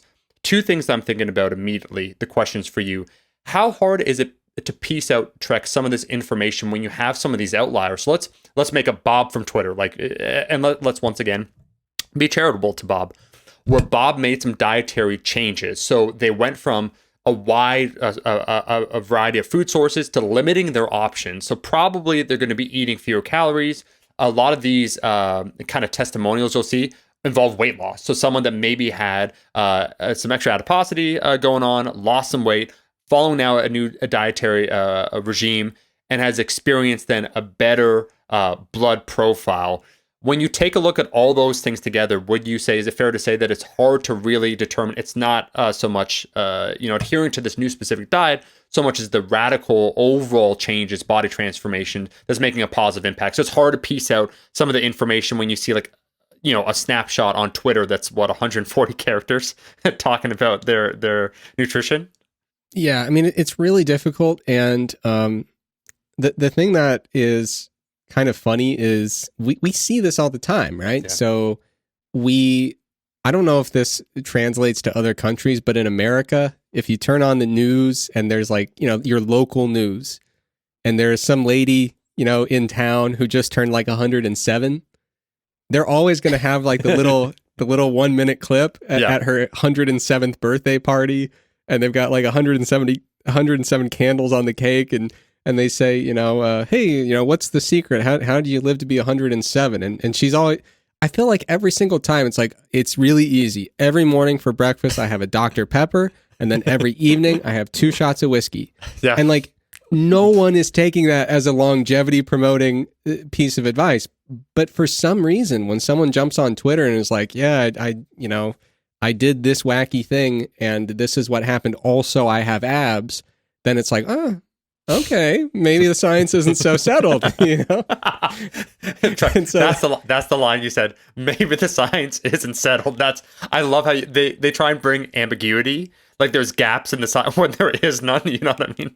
Well, and the reason is, what I'm getting at on a more serious level is that we cannot look at a single behavior or a single dietary habit or practice in an individual and then build out our understanding from there, because that particular factor does not exist in isolation. Yeah. There are going to be people. I mean, you look at the inverse of this, right? So people who have familial hypercholesterolemia, really, really high cholesterol levels purely due to hereditary factors. You would not look at their diet, reverse engineer it, and say, let's try to find the one thing in their diet that is causing their high blood cholesterol levels. It's not there. We're complex people. And like you said, even beyond, really obvious instances like that, it's, someone who says, I think all I did was cut out carbs. And it's like, well, no, you cut out carbs and you also started running 3 days a week, and now you're lifting 3 days a week. And, there's a lot of changes that have been happening, and you're getting to bed earlier and you're sleeping better. And in the morning, you wake up when the sun's coming up and you get some nice light exposure and your circadian rhythms are realigned. Like, there's a lot of stuff going on here, and we can't necessarily draw it back to one aspect of your diet. And so I definitely understand, like, the thing that's challenging is that with population level research or longitudinal research looking at cohorts of individuals, samples of individuals, they are not trying to make universal laws for which there are not single exceptions. That's not the approach or the aim of this type of research. The aim of this research is to figure out what can we generalize to the average individual such that we can inform them in a way that allows them to make better decisions for their health-related habits, right? So it's not, we're not trying to, do a study and say, is it possible to not die of heart disease if you have more than 20% of your calories coming from saturated fat? Because that could be refuted by one counterexample of a person who has, hit the genetic lottery, eats a ton of saturated fat, and just genetically, they are not, at high risk for atherosclerotic plaque formation or whatever. So the idea is not to create laws that cannot be violated in a single instance. The whole point is to identify what are healthful ways to design a diet, to design your exercise and physical activity habits so that you can basically do your best, make informed decisions that maximize your ability to optimize your health and your wellness and your longevity. It's about playing the averages, not refuting singular counterpoints or counterexamples. Now, Trex, this is the great meta conversation here. How would you respond then? Because I am trying to buffer the argument when we spoke about the anti-nutrients and getting blood work. So that's acute. So it's a singular instance that can be a damn good proxy for whether or not you're deficient, and then to take a look at, okay, what you're eating. Cool. The people that will bring up, and I would assume because a lot of these effects, if one was to consume a high amount of saturated fat, or let's say following a carnivore diet, it'd be more deleterious over a 10 or 20 year term. That some of these individuals that maybe they made a dietary change over 3 or 6 months, it's like, oh, like you think it's terrible for my cholesterol, whatnot, or LDL is a good proxy. Cool. I got it measured and it came back completely normal. Now what? Like, hey, I actually, it seems like it's fine. Would you say, is it fair or is it fair for me to say that it's not necessarily a great proxy, just taking an isolated blood test or getting some blood work done in one instance to tell the full story for some of the individuals that might have a solid cholesterol profile in the short term, that some of these averages or some of these things we'll see would showcase themselves over a long period of time. So it's kind of hard to even make a prediction for, say, Bob on Twitter, who seems healthy acutely short term. He made 3 to 6 months or 1 year a change, that some of these things would average out over 5, 10, 20 years. Like it's just very hard to say. Well, I think that, with any potential issue that can be quantified, obviously, serial testing, serial monitoring of that particular biomarker is going to give you the most information about your long-term exposure, long-term risk, right? So you can look at, like you said, I could check my micronutrient, my vitamin levels in my blood today, and that would tell me a little bit about how I've been living the last several weeks. But that doesn't mean, oh, cool, I guess I'll never be deficient in, iron or whatever micronutrient you're interested in. It's always a snapshot in time. It's transient. So, I could see someone who gets serial measurements done looking at their blood lipid profile, and they say, interesting, I radically changed my my dietary patterns, my dietary habits. My blood lipids were looking pretty good before, and they're looking pretty good now. And that would suggest that, okay, there's no immediate cause for alarm. It doesn't mean you're necessarily on the most optimal diet for you, but it means for that one set of biomarkers that you're looking at, whatever you've done so far has not moved the needle much. And therefore, any health outcomes for which those biomarkers are predictive, you probably have not made a major alteration in your risk for those if there's a tight correlation between biomarker and risk factor or outcome. So, you would have to do serial monitoring. One of the issues is when you adopt a very atypical dietary pattern, is that the question then is, how do I assess all impacts of this diet and make sure that it's not having any deleterious impact? That becomes much more difficult because we don't just have, one or two biomarkers where you say, hey, let's check that out and say, am I all good here? It takes a lot more than that. And part of it is kind of just from a practical perspective, subjectively monitoring how are things going, So, those little snapshots in time are useful, but as you mentioned, they don't tell the whole story. And we cannot assume that they carry forward into the future without verification. Trex, we're doing well. We're just over an hour in, and we've managed to talk about 3 out of the 36 points. I do think just addressing some of the biggest claims, and perhaps maybe next, would you say it's fair to talk about fiber? Because I think to me, Eric, that was the most interesting, maybe, along with, because I had heard. Some of the stuff about like vegetables killing you, like I said, biological warfare, a caustic environment. But when you spoke about fiber and the recommendations, and then the argument, which blew my mind, because I was not aware of some of the arguments, but that fiber is basically useless, that when you follow a carnivore diet, one does not need it because fiber is necessary for carbohydrates to help them process, so on and so forth. Do we want to talk about next the claims surrounding fiber? Yeah, I mean, the fiber stuff, I can help us out here in terms of our timeline. The fiber stuff is, in my opinion, pretty straightforward. Yeah.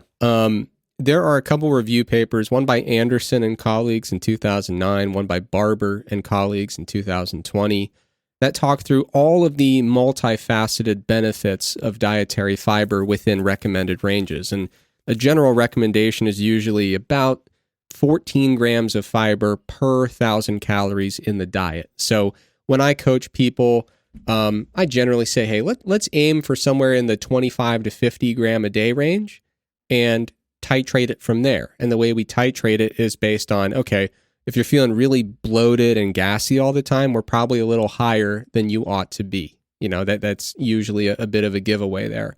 If we're noticing that we're having issues with stool consistency or the frequency of bowel movements, it's possible we're on the low end, right? If there's not enough fecal bulk and we have a low frequency of bowel movements, sometimes increasing fiber can alleviate those symptoms. But generally speaking, 14 grams per 1,000 calories is a good starting point to begin with.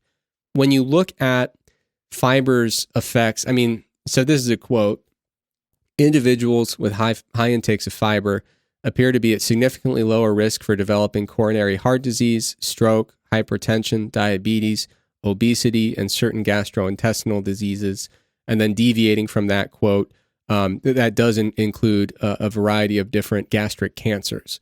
If you look at the effects of fiber, it correlates with, looking at another quote here, dietary fiber intake associates with overall metabolic health and a variety of other pathologies, including cardiovascular disease, colonic health, gut motility, and risk for colorectal carcinoma. You look at how fiber intakes, there's evidence suggesting it favorably impacts appetite regulation, chronic inflammation. Fiber, if you talk to a nutritionist and say, hey, I want to really improve my gut health. If you talk to anyone who has really done research in gut health, you say, can I do anything to improve my gut health? Some will say, I don't know. But if there's something you can do, it's probably eat plenty of fiber and plenty of prebiotic carbohydrates that are fermentable. Because what we see is that, these fibrous carbohydrate sources and these carbohydrate sources that have plenty of fermentable, kind of like partially digestible carbohydrates, when they start fermenting in the gut, what we see is that has a really positive impact on your gut microbiome. And it also facilitates the production of short-chain fatty acids. And that leads into some really complex physiology that's truly fascinating. But these short-chain fatty acids appear to have really wide-ranging effects. So between the effects on the gut microbiome and the production of these short-chain fatty acids, you'll see dietary fiber starting to get linked to favorable impacts on things like depression, on things like chronic inflammation, these really wide-ranging effects, immune function, for example, as well. And so I think one of the really baffling ideas to me is, I've seen people promoting this idea that fiber is there just to help you shit. And that ain't it. Like the idea is that dietary fiber and these like non-digestible or partially digestible carbohydrates are basically physiologically inert compounds that only serve to promote the bulk of fecal matter. And that just couldn't be further from the truth. And I mean, this is one of the claims that is so brazen that it is like, I don't know how much digging into the original studies you have to do before you just say, dude, come on. What are you on? What are you talking about with this? Like it's just not compatible with the evidence in any way.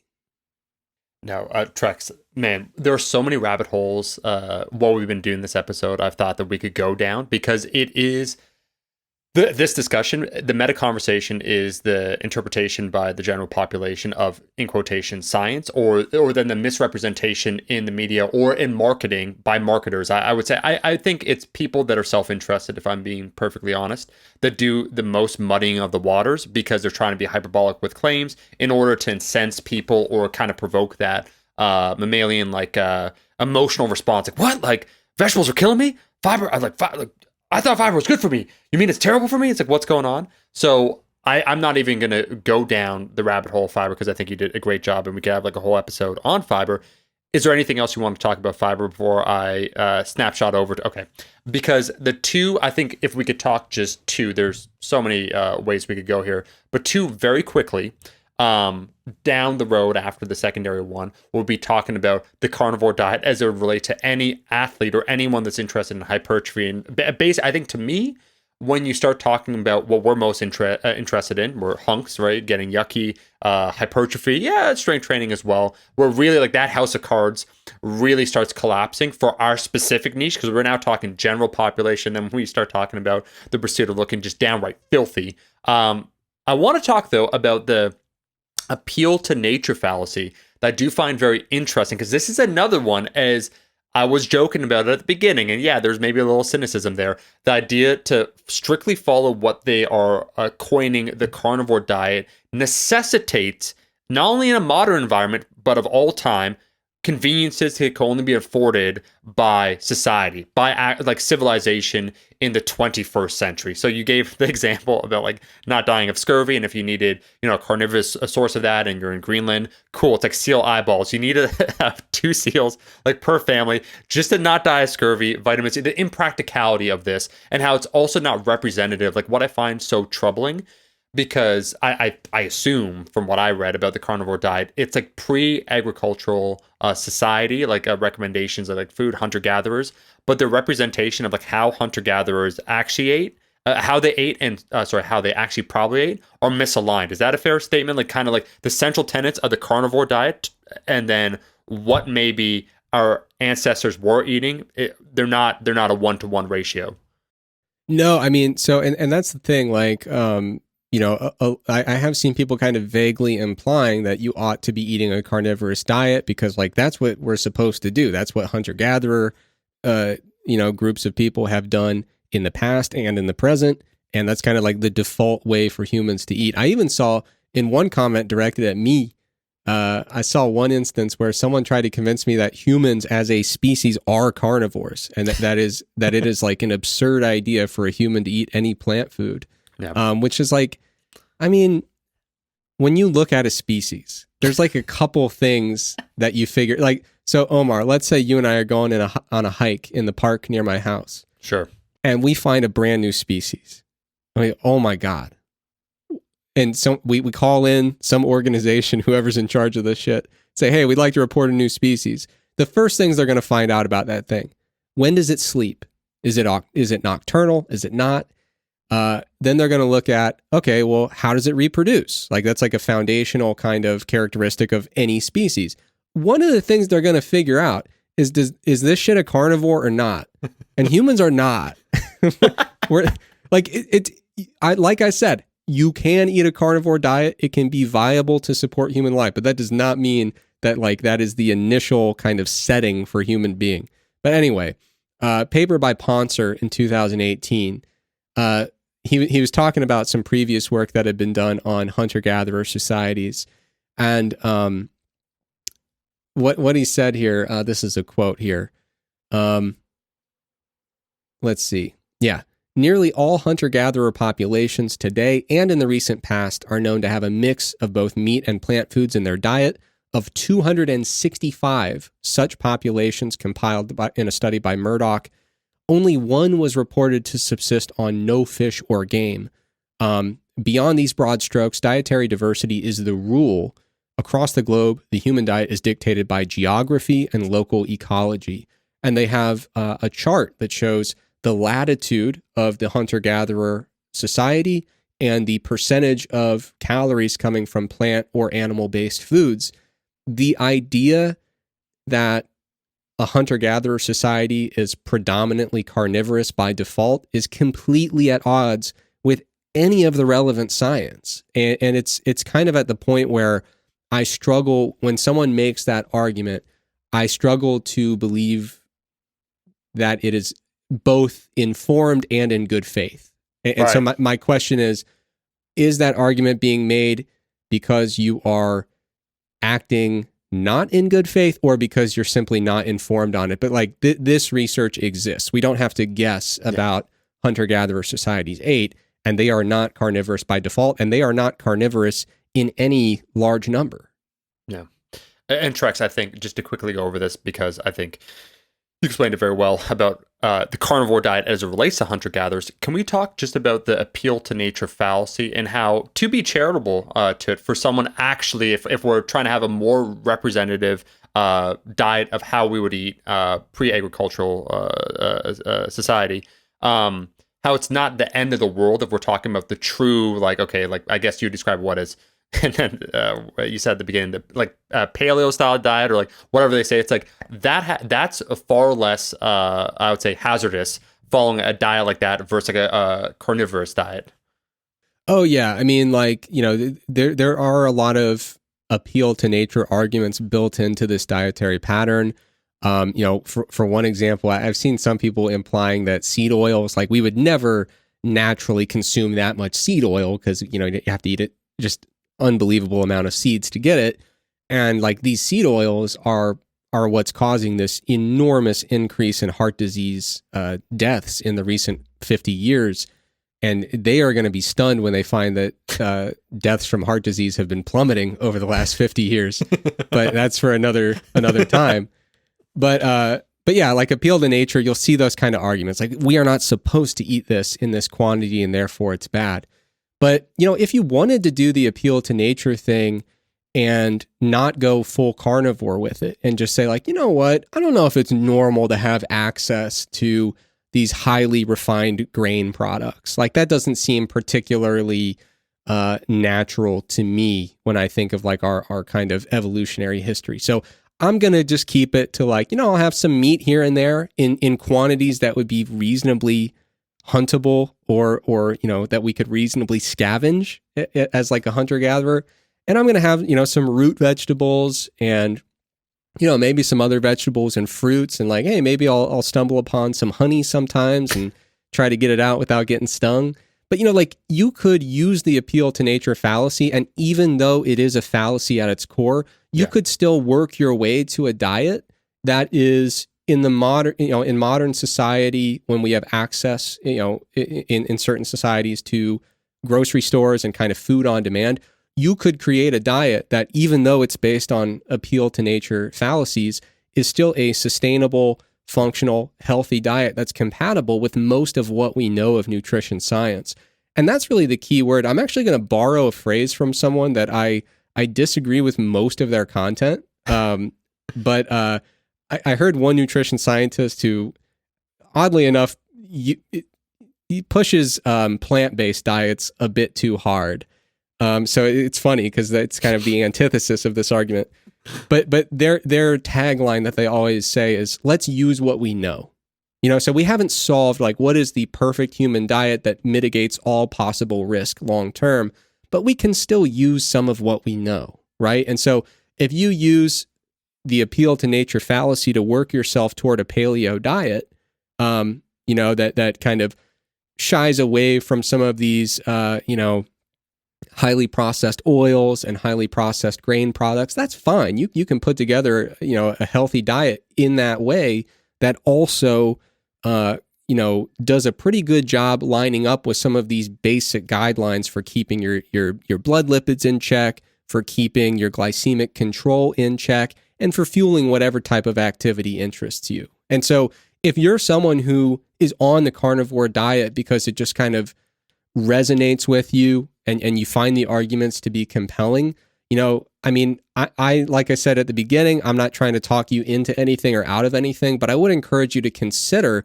like, if you like that idea of eating in a way that, eschews some of these kind of modern conveniences in the food supply, like these highly refined oils and carbohydrate products, no big deal, man. Like, no one needs those to be the foundation of their diet. But I would at least encourage one in that situation to consider adopting, at the bare minimum, a paleo diet approach that opens you up to more nutritious food groups that seem to correlate with positive outcomes in the long term.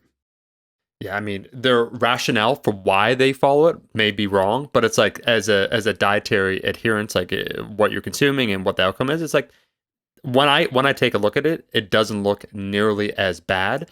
And it's funny because that whole line of argument, getting back to the marketing aspect of it, it almost feels that it was a reactionary position, not the carnivore diet, because who knows how it really percolated here to the public sphere. But when you speak about plant advocates, or let's say those on a particular side, talking about things, it's like, well, this is now like a natural consequence. It's like, oh, you think plants are the best for you? Well, they're actually the worst for you. You know what's the best for you?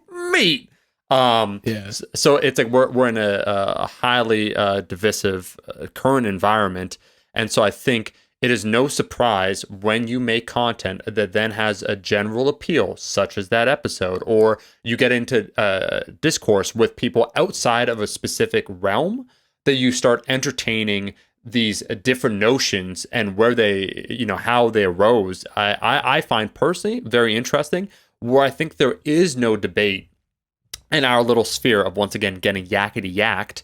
The idea of following a carnivore diet for optimal, if we can use that word, hypertrophy gains, or in the pursuit of, let's say, bodybuilding or body recomp.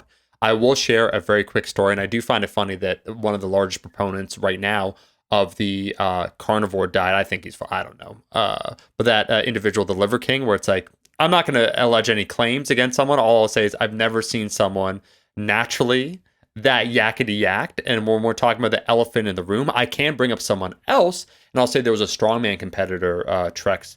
I don't know if he's publicly said this, but he was over 300 pounds, and he followed what would be now considered essentially a carnivore diet, because it's purely meat plus his anabolic milieu of like a trend and all that other stuff.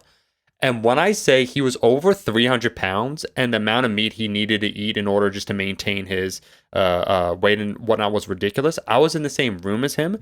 He was eating a meal, and the noxious fumes that emanated kind of just around him, both from like just all the stank that was coming out of him and so forth. I have never smelled something, quite frankly, that pungent. It smelled like death. And so when we just talk about... Smell like vitality. Smelled like vigor, vitality, virility. Yeah. Come on, Omar. It was wild, because like when you take it to these logical endpoints is all I'm saying.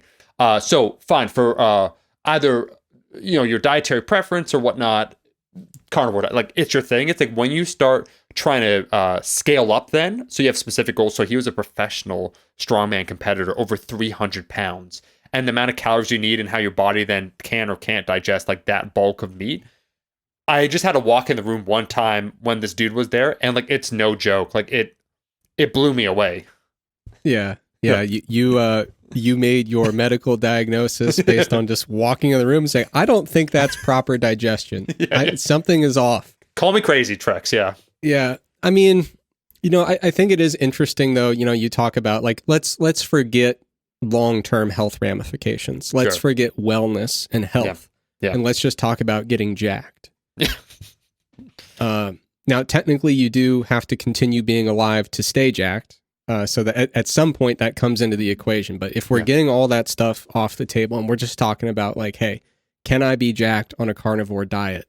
My answer would be probably yeah. You know, like within reason. Like if you were to say, okay, if all I'm trying to do is get through, a handful of workouts per week with low repetition ranges, heavy loads, what do I really need to do to make that happen? I mean, you got to have enough essential fatty acids to keep living, no problem. You got to have enough protein, not a problem. And then the question there is, can you eat enough calories to put on some muscle? Certainly, it won't be a hard time. You won't have a hard time eating low enough calories to get lean when that's your objective, because the food sources on a carnivore diet are going to be very satiating per calorie. So yeah, like I mean, I am not at all surprised that there are people who are getting jacked.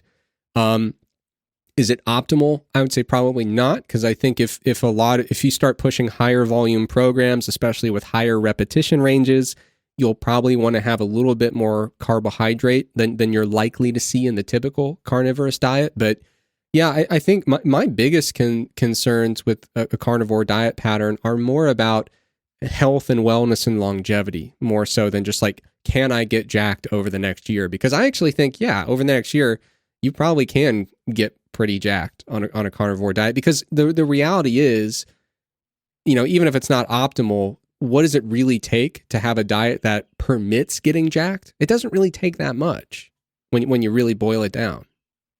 The realization I had, Trex, just about kind of the carnivore diet, or ultimately the amount of people that would adopt it, that it didn't pass the bullshit meter, the proverbial one, was when Joe Rogan, our boy Joe Rogan, pushed back against the lobster king himself, Jordan Peterson, when he was talking about his like dietary preference, and he was talking, I think, like he basically follows what amounts to a carnivore diet, and Joe was pushing back, which I found incredible because Joe will buy any bullshit. You know, like you could tell him how we didn't land on the moon, and he's like, dude, I knew it.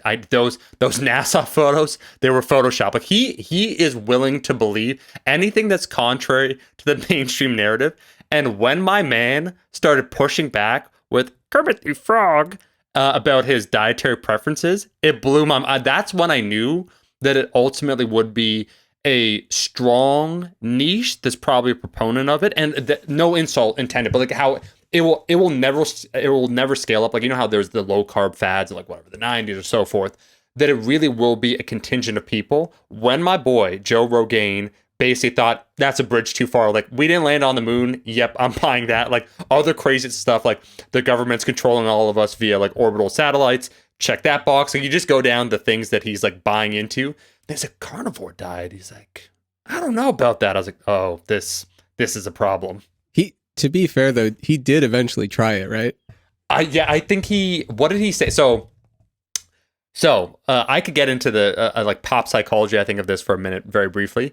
I think what Joe said as his self-defense, because he knows amongst his audience, he'd be seen as being like weak or like, I don't know, not manly, or like however you measure these proxies of masculinity.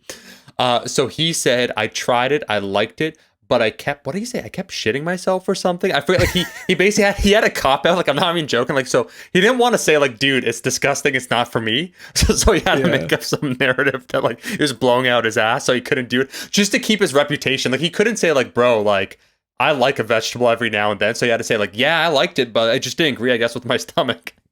Yeah, that'll get you. You the optimal diet would not involve that particular symptom, in my opinion. Yeah. And go on. Yeah, I was just gonna say, I think in this episode, we've covered a lot of the big stuff. The claims about cholesterol, the claims about and saturated fat, the claims about fiber, anti-nutrients, plants being toxic. All sorts of stuff. The one last thing I did want to just kind of briefly mention, it's actually funny because this is where I did most of my research for the episode, ready, and I didn't talk about any of it. But it's totally fine because I did want to briefly mention seed oils because that seems to be a really hot topic these days. That was actually what that Vice article was focusing on, was not specifically carnivore diets, but mainly just like the anti-seed oil stuff. Luckily, I don't have to get super into it because there's an article it's at like thenutrivore.com about seed oils. I don't know if you do links in the show notes. If so, I can send it to you. Yeah. But it kind of goes through and talks about like there's a big push to convince people that seed oils and vegetable oils are very deleterious for health. In that article, it looks at a lot of the long-term data, and the rodent data looks horrifying and very scary. The petri dish data looks terrifying. Humans eating a lot of seed oils and vegetable oils are thriving. They are doing quite well, and they're doing it for a long time. So the long-term human evidence looks neutral to positive for seed oils and vegetable oils. But one thing that I don't think enough people are talking about is whether or not high impact or high intake of these vegetable oils and seed oils actually really does much to tissue levels of noteworthy fatty acids. So like one of the arguments, they'll talk a lot about how these seed oils, they will make your LDL particles more prone to oxidation, and that's going to give you heart disease. Look at all the data on omega-6 fatty acids and heart disease outcomes. No one in the know who's well-versed in that literature would argue against the fact that if you replace saturated fat calories with polyunsaturated fat calories, including from omega-6s, that's going to have a positive, that's going to be a positive swap for your long-term risk of heart disease. But another argument people make is that when you consume a lot of these seed oils and vegetable oils, they have a high content of linoleic acid.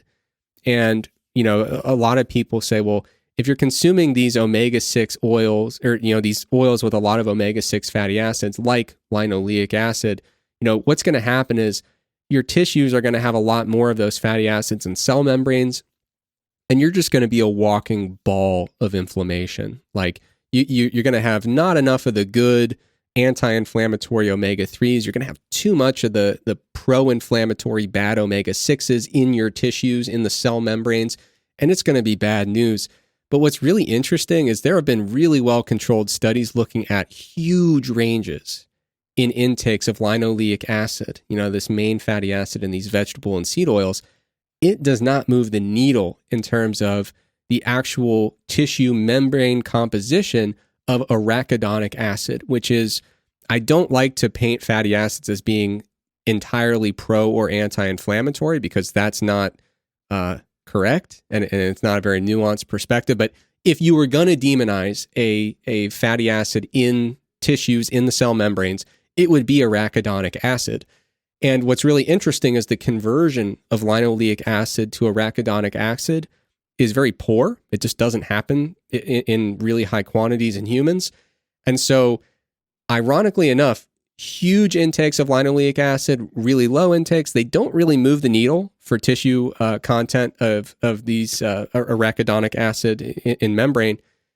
But if you wanted to adopt an eating pattern that would most likely actually increase arachidonic acid in these tissues, it would probably be a very high meat diet, which tends to be the highest source of dietary arachidonic acid. Now, I don't think that matters. I personally don't like I said, I don't like to demonize these little, I don't like to pin fatty acids against one another. So did I say amino acid like 30 times during that? I might have. No, I think maybe once. Okay. Yeah. It's because arachidonic acid is AA in my notes, and then my brain says amino acid, but no, I think it's very hard to make the argument that eating high amounts of these seed oils or vegetable oils is going to actually change the inflammatory. I don't think it's really going to move the needle there when you look at how it actually impacts the membrane composition of tissues. And ironically, I think the closest, if you were trying to increase arachidonic acid content of tissues, the way you would do it is actually by eating more meat, not more vegetable oil. But once again, that's kind of a little tangent that I found interesting, but I really just don't think it matters. If you're trying to meaningfully alter tissue omega-6 to omega-3 ratios in a way that would, maybe reduce inflammation, the way to do that would just be increasing your omega-3 intake, specifically through EPA and DHA. But again, that's really focusing on the little tiny details that may or may not matter. And that really gets me to the biggest criticism I have with a lot of the argumentation surrounding the carnivore diet is it gets so into these mechanisms, and it's so focused on mechanisms rather than longitudinal human trials that show deleterious effects, or long-term, observation of cohorts, or even just kind of cross-sectional observational studies saying, wow, people who are eating this stuff actually seem to be, really struggling in the long term. It's so focused on these mechanisms and kind of extrapolating out from there. So I am not going to go in and say, oh, well, this conversion of linoleic acid to arachidonic acid is poor, but the highest source of arachidonic acid in the diet is meat. Therefore, if you eat a lot of meat, you're going to have all these cell membranes full of arachidonic acid. That's going to make, that's going to tilt the balance of pro-inflammatory versus anti-inflammatory eicosanoids. And I'm not going to build out this entire mechanistic kind of train of thought, because when you are building arguments purely based on mechanisms and you're ignoring the longer term outcomes, what you're doing inherently is saying, as a starting baseline assumption, we must insist that I know everything about this system, and there is going to be nothing influencing this that I haven't accounted for in my mechanistic speculation. And in some cases, there might be stuff going on that even people on the cutting edge of science have not yet identified, have not yet discovered. When you start your diet building purely based on mechanistic extrapolations and theories and ideas, and you ignore the long-term evidence and the population level evidence and the longitudinal trials, you must assume that you fully understand everything that can impact that system and every related outcome.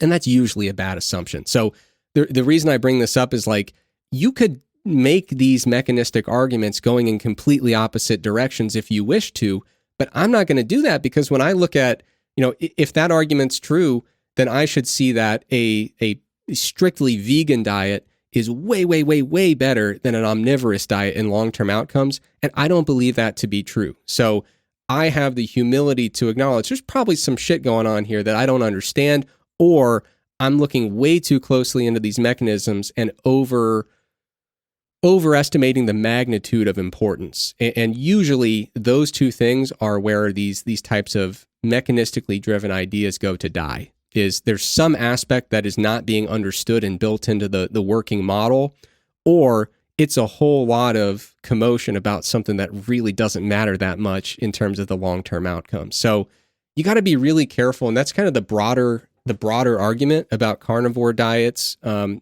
just kind of diet fads in general, is when you're looking through the evidence, you have to not just say, hey, is this compelling? Am I getting swayed in one direction or the other?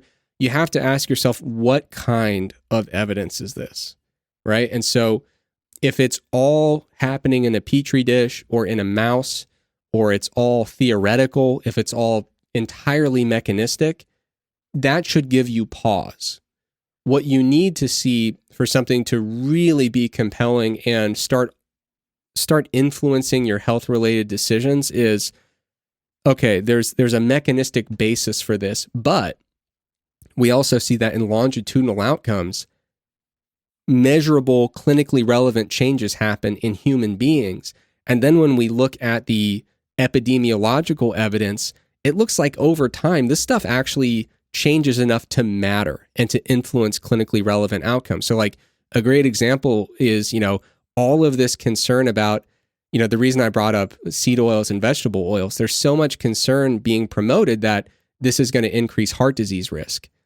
But we have, really good trials where we show actually, if you replace, saturated fatty acids in the diet, if you're on if you start with a high intake of saturated fatty acids and you replace some of those with polyunsaturated fatty acids, including omega-6s, we see a clear impact on the individual's blood lipid panel in a way that should correlate with better long-term outcomes related to heart disease. And when we look at the epidemiological evidence, we also see that these omega-6 fatty acids are not at all deleterious and potentially beneficial in terms of long-term outcomes. So it's really critical to not just say, hey, have you presented me some evidence, but say, is this evidence in humans? And do the little mechanisms that we see over 8 weeks seem to actually pan out over 40 years? And when all that stuff is in a line, and you see that the long-term outcomes match the clinical trials, which makes sense based on the mechanistic underpinning, then you've really got something there.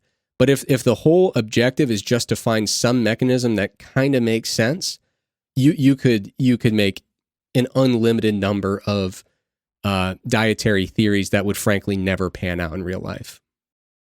Eric, this has been a masterclass on your part this episode, because the framework, the backboard to this is the carnivore diet, but really we're talking about science, the research, how it gets done, what's actually important, the hierarchy of some of the evidence when trying to have some of the judgment criteria, the overestimation that you'll see by some of these claims where you can have these tenuous links, or even the idea when it's just purely mechanistic, the layered assumptions that are built in. They're kind of like a house of cards that once you start examining them and it falls through, because it's kind of that Boolean logic. If this is true, then this is true. Therefore, this also could be true. It's like, but the first, like the underpinning, the initial assumption is tenuous at best. And you see that because I think there is a need in the public sphere to be mildly hyperbolic, because making claims, and to your point, you said something I really liked about, scientists when discussing some of these things, they might sound a little flimsy, some of their positions, just because they need to be inherently cautious, because it's not about, oh, I could say this with 100% certainty. And there's something appealing about like an authority figure telling you directionally one way, this is the case, this is why. There's a kind of a neat built-in system, like a framework, that all it requires from the listener is like belief into it, to buy into it, and it's like, yeah. Whereas when you start putting some of the onus, the responsibility on the person to question what they're hearing, and then to actually take a look into it, and to like, okay, you have these convictions, but are they like deeply rooted convictions? Have you really taken a look into this? Or does this once again just sound superficially true? Man, you start seeing some of these things fall apart. And I think the goal maybe for this episode, because guess what? Like, we got the cult's always listening. They've bought into the Kool-Aid. Like, that's the thing, is like the 97% of the audience listening to this, I think, are already kind of hip to some of the broader strokes that we would cover. But I think also, to your point when I brought up our boy Joe Rogan, that this might apply to other aspects of our life where we buy into an argument too easily, because like we have no idea what's going on. And that's why, to me, it was funny. Like, I do shit on the dude, no pun intended, about Joe Rogan, but it's like, this guy is buying into now no longer, but he bought in for a time period that we didn't land on the moon, so like, the barrier for him buying into something is pretty low, and we can extend that to other parts of our life, outside of maybe this one sphere. So I find it just very interesting that also meta conversation as it relates to humans and like our beliefs and core value systems and how we develop it. Yeah. And, that's a good point. Like, we all kind of have some kind of threshold that's required for us to buy into an idea, right? And so in the course of this, this short 4 to 5 hour podcast, I presented a lot of ideas, right? And I would not expect or want anyone to take all of them at face value. I would expect that someone would interrogate them very closely and see if they hold up and if they have veracity. And I think that we should approach, whenever someone says, hey, I'm going to lay out an idea here and see if I can get you to buy in, we should try to interrogate those ideas very intensely and see if they hold up, and see if the proposed idea really is in line with the preponderance, the majority of the evidence available. And to facilitate that, when it comes to nutrition, something that I say sometimes is that, someone has to convince me, or no, what I usually say is, someone's making an argument, right? And the argument is usually that this theoretically matters. And if it really matters, what I usually say is I should be able to find evidence of that. Like, it shouldn't be too hard to find evidence where this actually matters in real people, right? So if the effect exists, is big enough to care about, and actually matters, there should be evidence of that lies outside of a mouse and outside of a petri dish. It should be impacting human beings living their lives. And that's kind of a guiding principle for when you start interrogating an idea. Say, okay, well, if what they're saying is true, then what would be kind of logical outcomes of that?